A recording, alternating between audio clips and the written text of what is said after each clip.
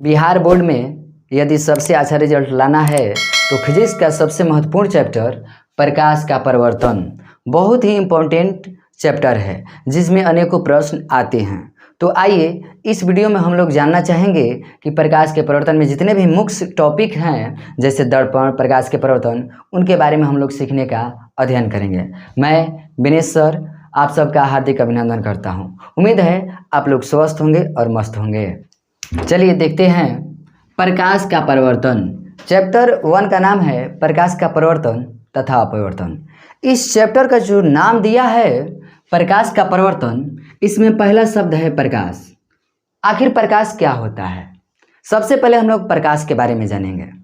प्रकाश, यदि मान लीजिए कि आप अंधेरे घर में हो और वहाँ पर कोई भी वस्तु दिखाई नहीं देती है, लेकिन जैसे ही लाइट्स ऑन करते हैं घर की सारी वस्तुएं दिखाई देने लगती है।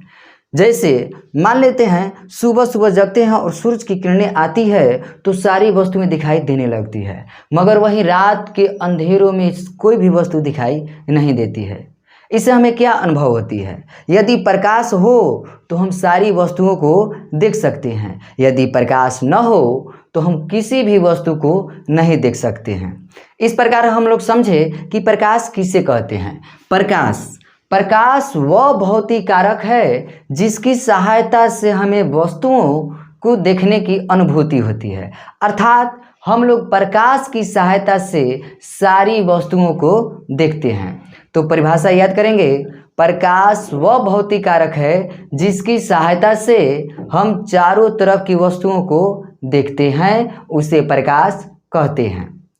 ठीक, तो इस प्रकार हम लोग जाने कि प्रकाश क्या है। प्रकाश होगा तो वस्तुएं दिखाई देगी, यदि प्रकाश नहीं होगा तो वस्तु दिखाई नहीं देगी, अर्थात हम लोग प्रकाश की सहायता से वस्तुओं को देखते हैं।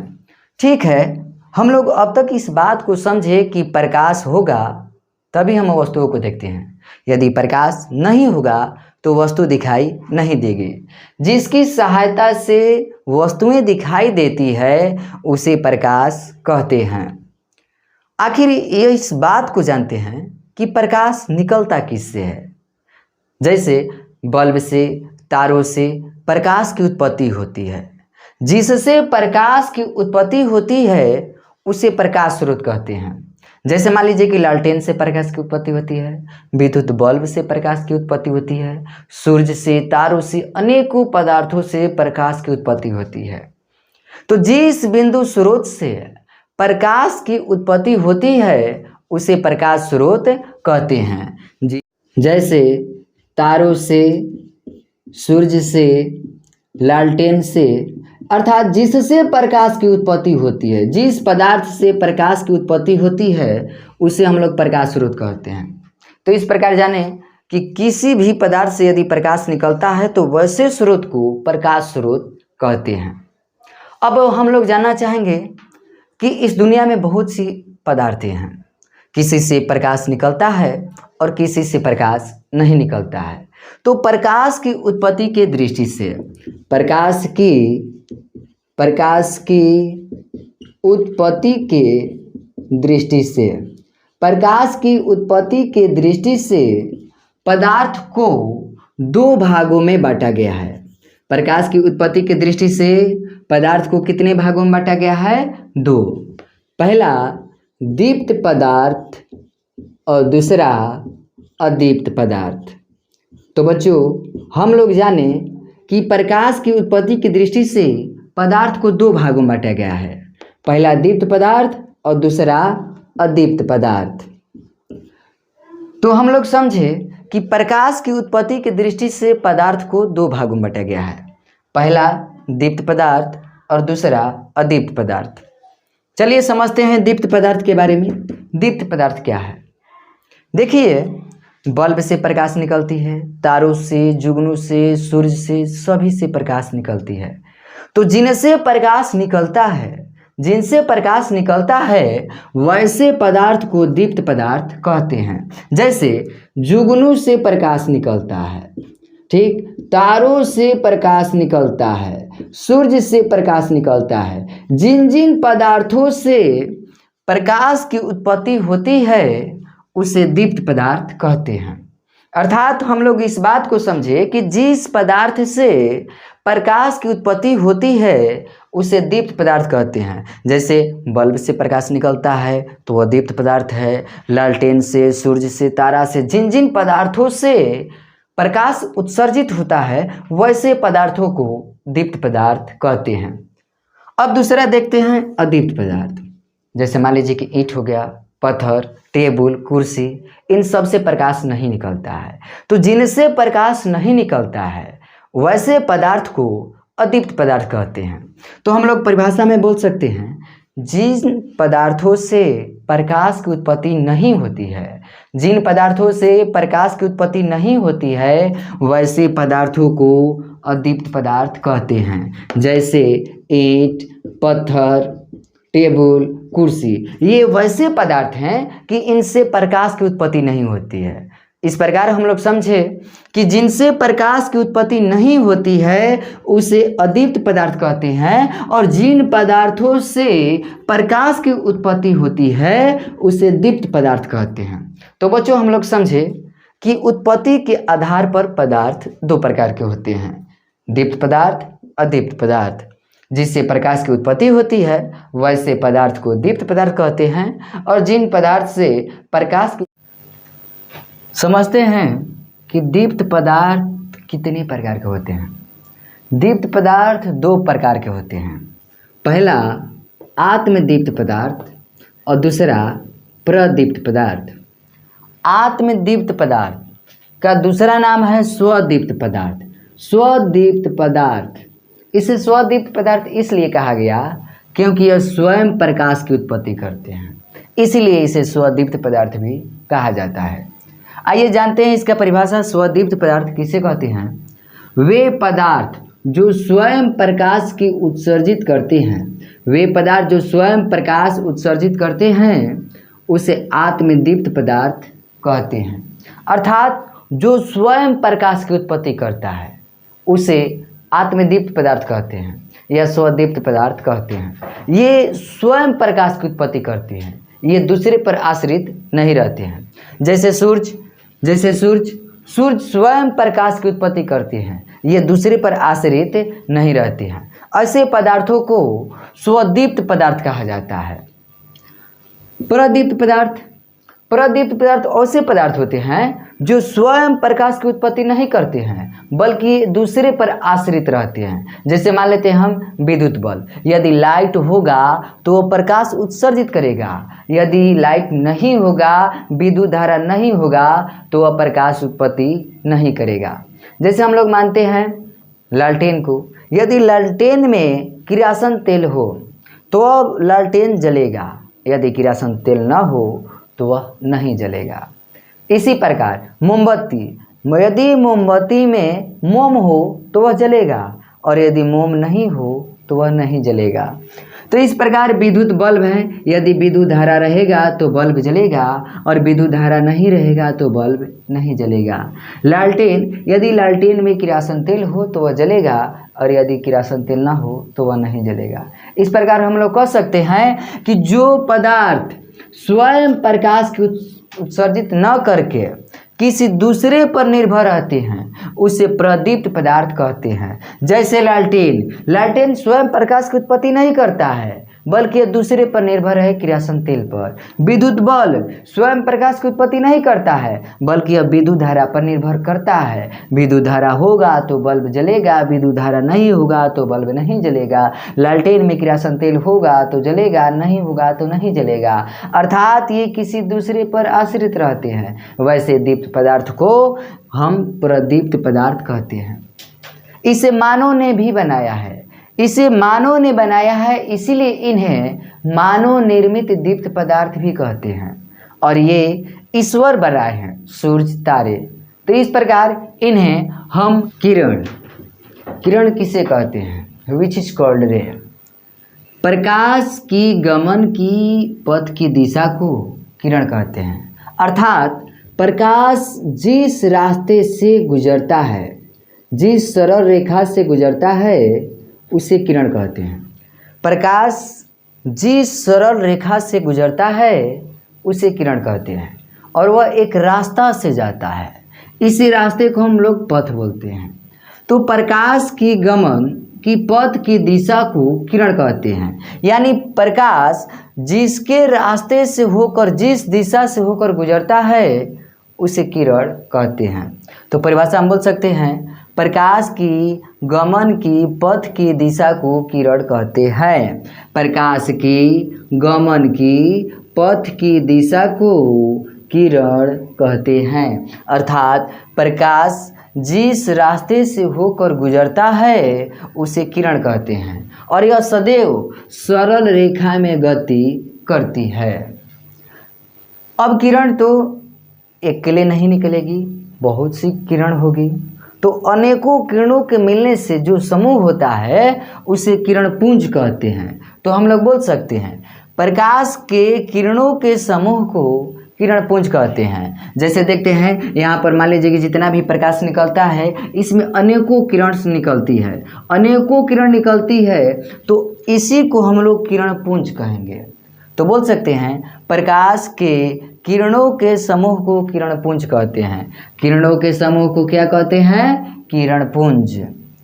चलिए, किरण पुंज कितने प्रकार के होते हैं? हम इस बात को समझ गए किरण पुंज के बारे में कि किरणों के समूह को किरण पुंज कहते हैं और किरण पुंज 3 प्रकार के होते हैं। किरण पुंज कितने प्रकार के होते हैं? 3 प्रकार के। पहला अपसारी किरण पुंज, दूसरा समानांतर किरण पुंज और तीसरा अभिसारी किरण पुंज। किरण पुंज के प्रकार हम लोग पढ़ रहे हैं। पहला अपसारी किरण पुंज।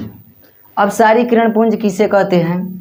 इस किरण पुंज में एक बिंदु से चारों तरफ प्रकाश की किरणें फैलती है, अर्थात जैसे हम लोग टॉर्च बोल सकते हैं, टॉर्च से चारों तरफ प्रकाश धीरे धीरे फैलती है। तो एक बिंदु से जब चारों तरफ प्रकाश फैलती है तो वैसे किरण पुंज को अपसारी किरण पुंज कहते हैं। परिभाषा बोल सकते हैं प्रकाश की किरणें एक जगह से, जैसे प्रकाश की किरणें एक जगह से ये देख रहे हैं तो चारों तरफ फैल रही है, तो वैसे किरण पुंज को अपसारी किरण पुंज कहते हैं। परिभाषा बोल सकते हैं प्रकाश की किरणें एक जगह से निकलकर जब चारों ओर फैलती है तो उसे अपसारी किरण पुंज कहते हैं, अर्थात इसमें एक बिंदु से प्रकाश निकलकर चारों तरफ फैलती है। बच्चों, हम लोग सीखे कि इसमें प्रकाश जो होता है एक बिंदु से निकलकर चारों तरफ फैलता है। तो एक बिंदु से प्रकाश निकलकर जब चारों तरफ फैलता है तो वैसे किरण पुंज को अपसारी किरण पुंज कहते हैं। दूसरा समझते हैं समानांतर किरण पुंज। इसके नाम से ही पता चलता है कि जो यह किरण पुंज है वह एक दूसरे के समानांतर होगा। जैसे कि हम चित्र में देख रहे हैं, जो ये किरण पुंज है ये एक दूसरे के समानांतर हैं। तो परिभाषा बोल सकते हैं जब प्रकाश की किरणें एक दूसरे के समानांतर हो, देख रहे हैं क्या है? एक दूसरे के समानांतर। तो जब प्रकाश की किरणें एक दूसरे के समानांतर होती है तो उसे समानांतर किरण पुंज कहते हैं, अर्थात ये वैसा किरण पुंज है जिसमें सभी किरणें एक दूसरे के समानांतर होती है। इसमें किरण जितने भी होती है एक दूसरे के क्या होती है? समानांतर। समानांतर होने के कारण ही इस किरण पुंज को समानांतर किरण पुंज कहा गया है। तो परिभाषा याद करेंगे, जब प्रकाश की किरणें एक दूसरे के समानांतर हो तो उसे समानांतर किरण पुंज कहते हैं। जब प्रकाश की किरणें एक दूसरे के समानांतर हो तो उसे समानांतर किरण पुंज कहते हैं। आइए अब हम लोग तीसरा समझते हैं। तीसरे किरण पुंज का नाम है अपसारी किरण पुंज, अभिसारी किरण पुंज। अभिसारी किरण पुंज किसे कहते हैं? जस्ट इसका उल्टा है। इसमें एक बिंदु से चारों तरफ फैलता है तो इसमें चारों तरफ से आकर एक बिंदु पर मिलता है। इसमें एक बिंदु से चारों तरफ फैलता है और इसमें चारों तरफ से आकर एक बिंदु पर मिलता है। तो बोल सकते हैं जब प्रकाश की किरणें चारों तरफ से आकर एक बिंदु पर मिलती है, जब प्रकाश की किरणें आकर एक बिंदु पर मिलती है तो उसे अभिसारी किरण पुंज कहते हैं। अर्थात हम लोग समझे कि इसमें जितना भी किरण पुंज है वे आकर एक बिंदु पर मिलते हैं। तो जो चारों तरफ से आकर एक बिंदु पर मिलता है वैसे किरण पुंज को अभिसारी किरण पुंज कहते हैं। परिभाषा बच्चों हम लोग याद करेंगे, जब प्रकाश की किरणें आकर एक बिंदु पर मिलती है तो उसे अभिसारी किरण पुंज कहते हैं। तो हम लोग समझे एक बिंदु से चारों तरफ फैलेगा तो अपसारी किरण पुंज, जो एक दूसरे के समानांतर होगा तो समानांतर किरण पुंज, और जो चारों तरफ से आकर एक बिंदु पर मिलेगा तो उसे अभिसारी किरण पुंज कहेंगे। आइए ट्रिक के माध्यम से हम याद करते हैं कि अपसारी किरण पुंज किसे कहते हैं, समानांतर किरण पुंज किसे कहते हैं, अभिसारी किरण पुंज किसे कहते हैं। तो एक कहानी सुनते हैं। एक बार ऐसा बात हुआ कि श्री रामचंद्र जी रावण का वध करने गए थे, तो उसे बार बार बाण मार रहे थे मगर वह मर नहीं रहा था। तब वे अचंभित हुए और भविष्य से पूछे कि रावण मर नहीं रहे, जितना भी हम बाण मार रहे हैं वह बेकार हो जा रहा है। तब भविष्य ने बताया कि उनकी प्राण नाभि में है, यदि बाण को नाभि में मारा जाए तो उसकी मृत्यु हो सकती है। तब श्री रामचंद्र क्या किए, 3 बाण लिए और इन तीनों बाण को धनुष पर लोड किए और उसके बाद नाम लेकर उसे छोड़ दिए। जितने भी तीर्थी आकाश में गई और वे एक दूसरे के समानांतर हो गई और जाकर अभी उसके नभिए में जाकर धंस गए और रावण की क्या हो गई, मृत्यु। तो इस प्रकार हम लोग समझे किरण पुंज के बारे में। प्रकाश किसी वस्तु में प्रवेश करता है तो किसी वस्तु में प्रवेश नहीं करता है।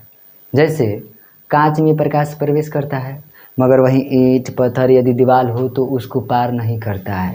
जैसे कुछ मान लीजिए कि तेल लगा हुआ कागज़ है तो इसमें कुछ हिस्सा में प्रकाश प्रवेश करेगा तो कुछ हिस्सा में प्रकाश प्रवेश नहीं करेगा। तो आइए हम लोग जानते हैं कि प्रकाश के गमन के दृष्टि से जितने भी पदार्थ हैं वे कितने प्रकार के होते हैं। तो प्रकाश के गमन के दृष्टि से पदार्थ 3 प्रकार के होते हैं। पहला पारदर्शी पदार्थ, दूसरा अपारदर्शी पदार्थ और तीसरा पारभासी पदार्थ। पहला नाम है पारदर्शी पदार्थ। इसके नाम से ही पता चलता है कि यह वैसा पदार्थ है जिसमें प्रकाश पार हो जाएगा। पारदर्शी पदार्थ, जिस पदार्थ में प्रकाश पार हो जाए उसे पारदर्शी पदार्थ कहते हैं। जैसे मान लीजिए ये कांच है, इस कांच में प्रकाश आसानी से इस पार से उस पार हो जाएगा, तो वैसे पदार्थ को हम लोग पारदर्शी पदार्थ कहेंगे। जिस पदार्थ में प्रकाश पार हो जाए उसे पारदर्शी पदार्थ कहते हैं। जैसे मान लीजिए कांच हुआ और इस कांच में आसानी से प्रकाश पार हो जाएगा, तो कांच पदार्थ को हम लोग पारदर्शी पदार्थ कहेंगे। तो क्या समझे, जिसमें प्रकाश पार हो जाए उसे पारदर्शी पदार्थ कहते हैं। अपारदर्शी पदार्थ, इसके नाम से ही पता चलता है कि यह वैसा पदार्थ है जिसमें प्रकाश पार नहीं होगा। जैसे मान लीजिए ईंट है, इसमें प्रकाश पार नहीं होगा, इस पार से उस पार नहीं जाएगा। यदि टॉर्च मारेंगे तो इस पार ही रह जाएगा, उस पार नहीं जाएगा। तो वे पदार्थ जिनसे प्रकाश पार न हो उसे अपारदर्शी पदार्थ कहते हैं। यानी जिस पदार्थ में प्रकाश पार नहीं होता है, जैसे ईंट, प्रकाश जाएगा और ईंट के इस पार ही रह जाएगा, उस पार नहीं जाएगा, तो वैसे पदार्थ को क्या कहेंगे, अपारदर्शी पदार्थ। तीसरा समझते हैं पारभासी पदार्थ। पारभासी पदार्थ यह वैसा पदार्थ है, जैसे हम लोग एक उदाहरण लेते हैं, तेल लगा हुआ कागज, इसमें प्रकाश का कुछ हिस्सा पार होगा और कुछ हिस्सा पार नहीं होगा। तो इसमें प्रकाश का कुछ हिस्सा पार होता है और प्रकाश का कुछ हिस्सा पार नहीं होता है। तो हम लोग बोल सकते हैं वे पदार्थ जिनमें प्रकाश की कुछ हिस्सा पार हो, कुछ हिस्सा पार न हो, उसे पारभासी पदार्थ कहते हैं। अर्थात हम लोग समझे, जिसमें प्रकाश का कुछ हिस्सा पार हो तथा कुछ हिस्सा पार न हो वैसे पदार्थ को क्या कहेंगे? पारभासी